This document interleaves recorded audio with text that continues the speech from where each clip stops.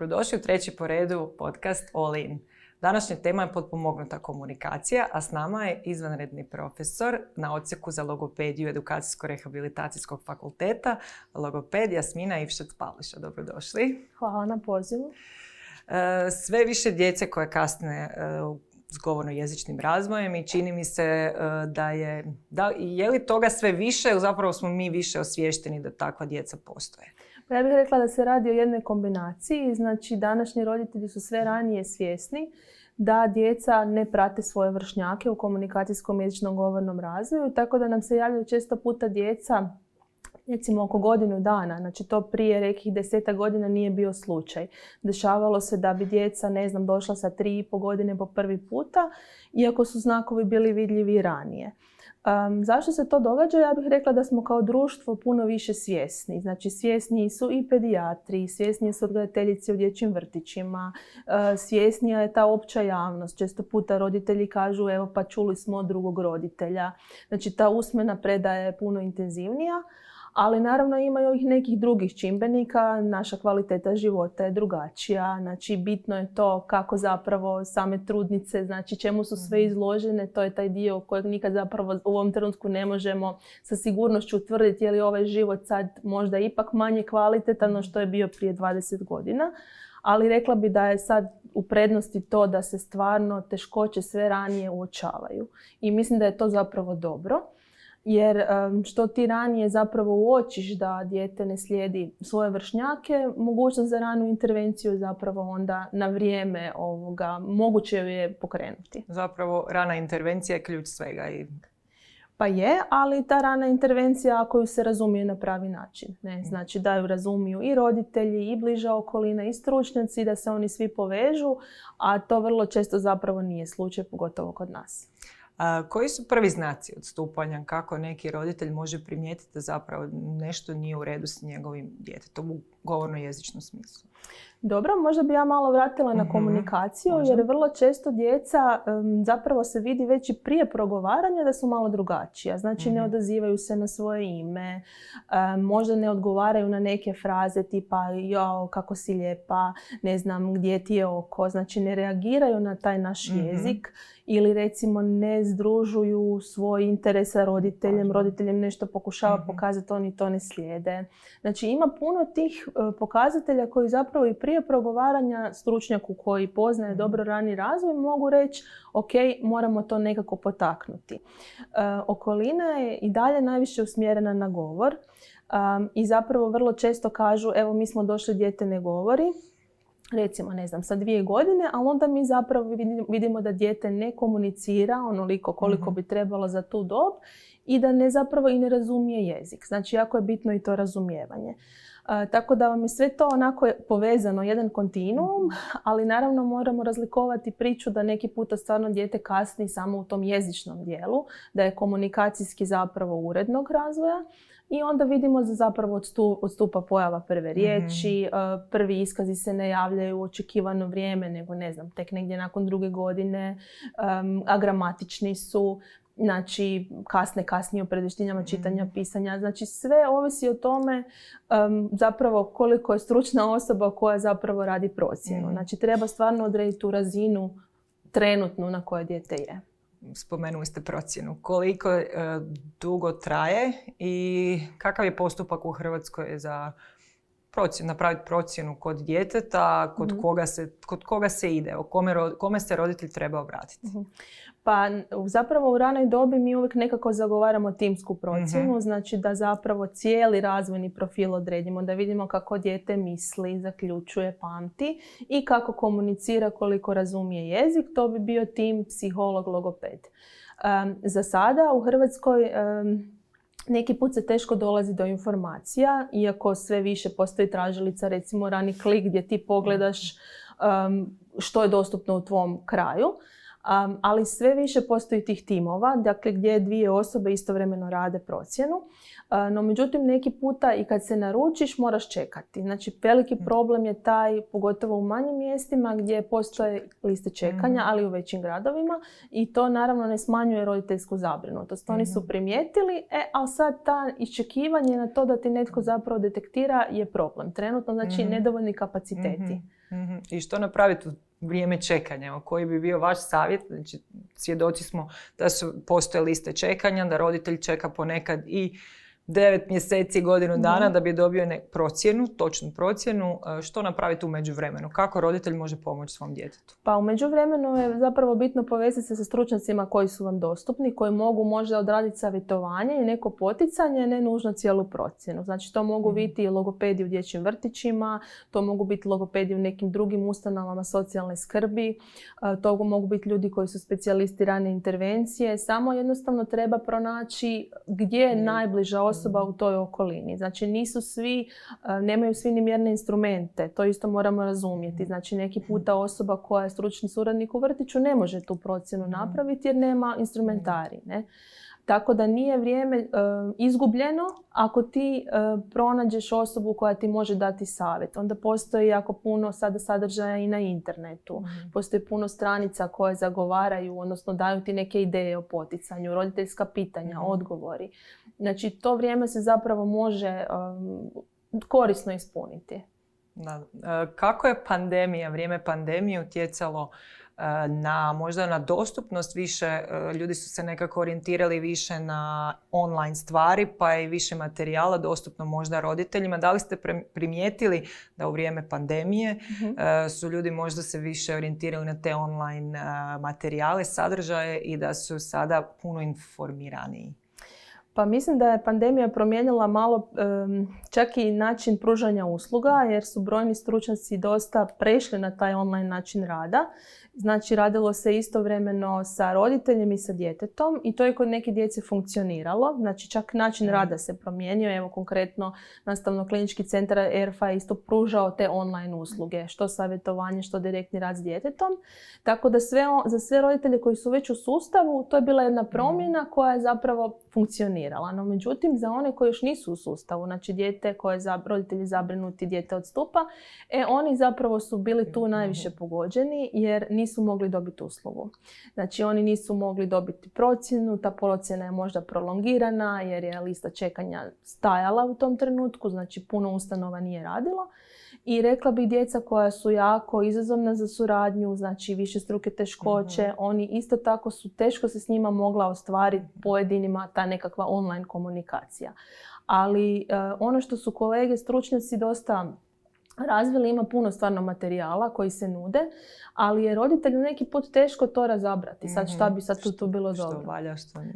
Da, ima puno, vidjela sam pite logopeda, online nekakvih savjetovanja i sve to ima svoju dobit, ali stručnjak je stručnjak, uživo, to je sasvim druga priča.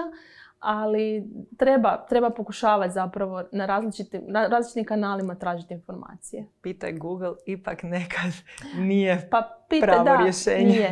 Nije. Treba kritički, trebate neko usmjeriti jer ono što ja znam konkretno roditelji krenu googlati i onda se izgube u tim informacijama. Da. I donose ponekad krive zaključke. Tako je. Da se vide u nečemu možda što uopće nije problem koji imaju.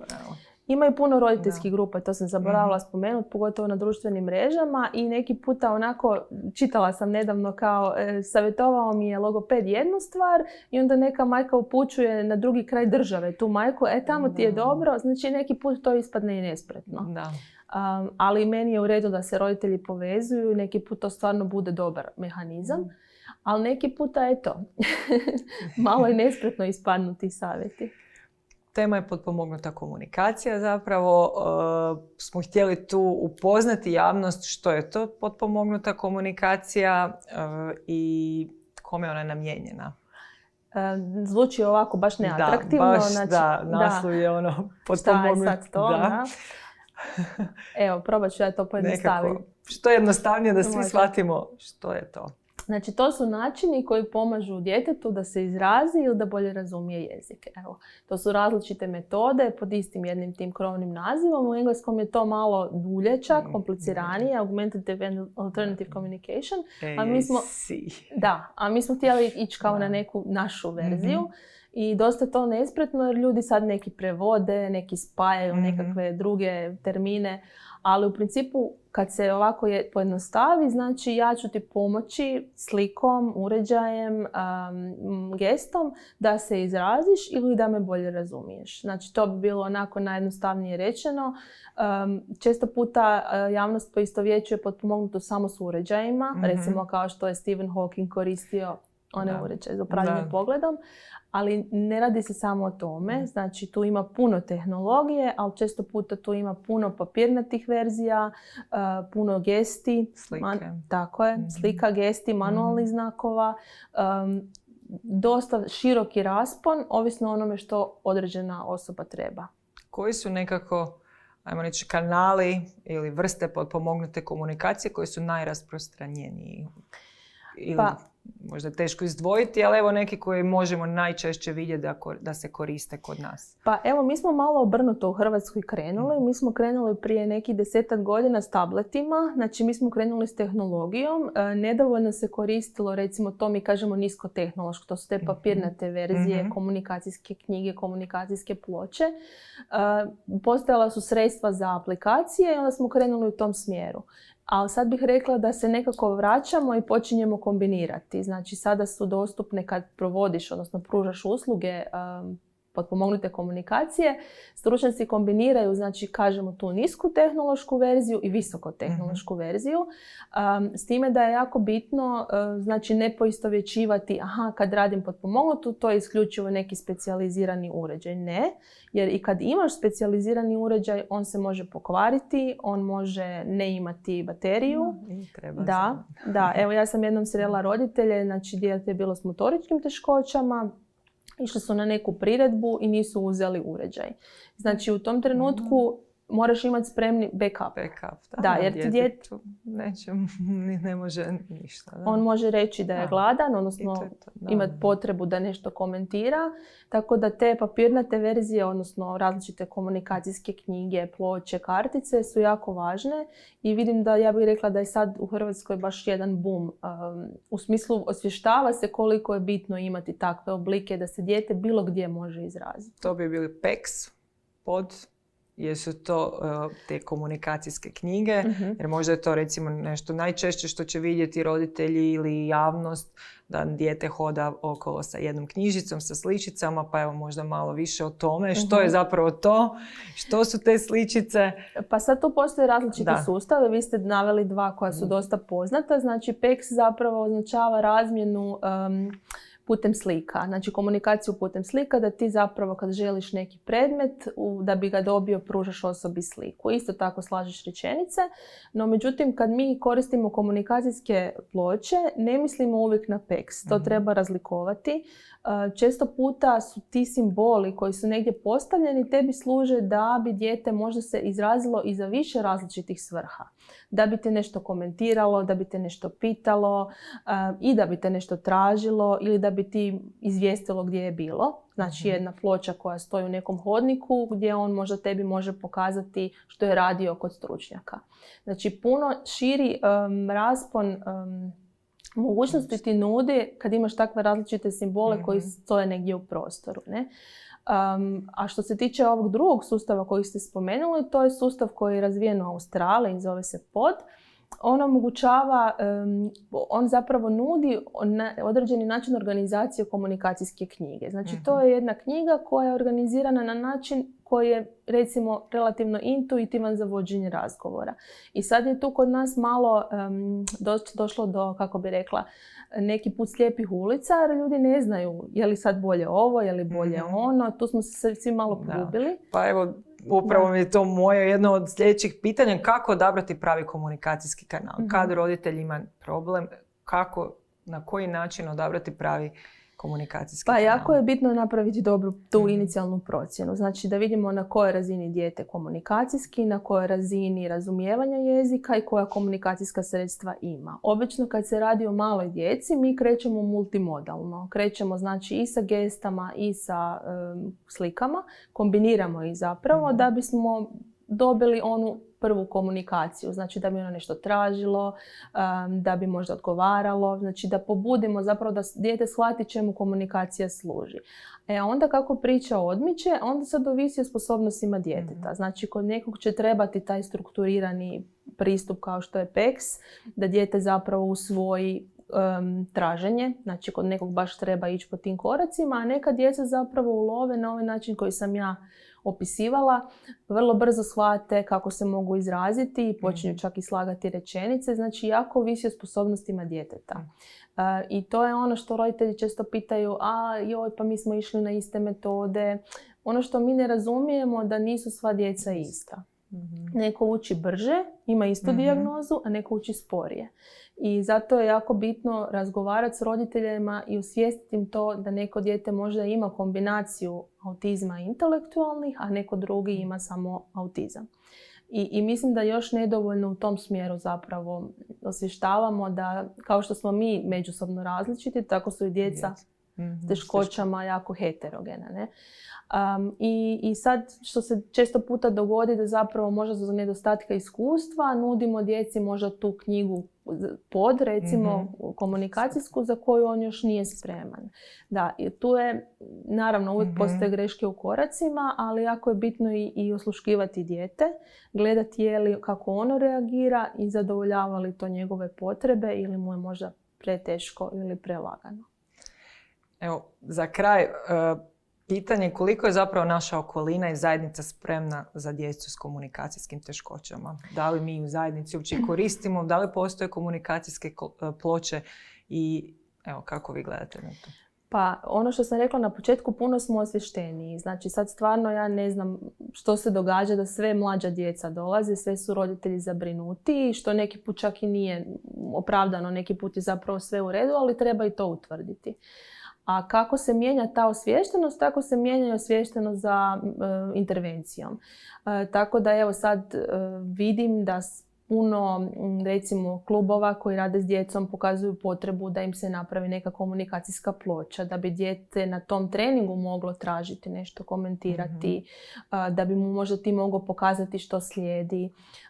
Tako da zapravo me veseli da smo sve svjesniji i sve spremniji da se prilagodimo. Sad govorim o predškolskom uzrastu. U školama tu ćemo još trebati puno zajedno svi raditi. Da. Postoji li u Hrvatskoj komunikacijska ploča negdje u vanjskom prostoru? Pa koliko ja znam, sad ih ima nekoliko u Zagrebu. Prva je postavljena u Dječjoj bolnici za motoričke bolesti, znači Goljak. Oni su u svom parku postavili jednu ploču koja stoji na zidu, znači koja omogućava djeci koja su u parku da, ne znam, traže neku aktivnost ili da komentiraju da se sad ljuljaju ili da možda pokažu nekome ko je došao gdje su bili ili da možda nekog nešto pitaju. Znači različite svrhe za koje mogu komunicirati im zapravo omogućava, a možda to inače ne bi mogli da te ploče nema. I druga za koju znam je nedavno postavljena u dječjem vrtiću Bajka koji ima specijalizirane programe za djecu koja su na spektru.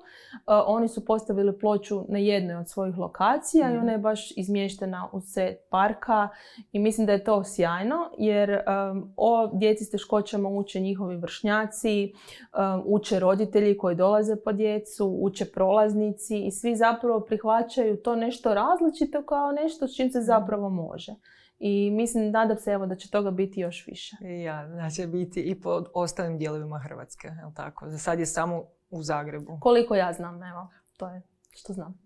Hvala vam puno što ste bili gost trećeg podcasta All In. Vidimo se uskoro u 4. dijelu.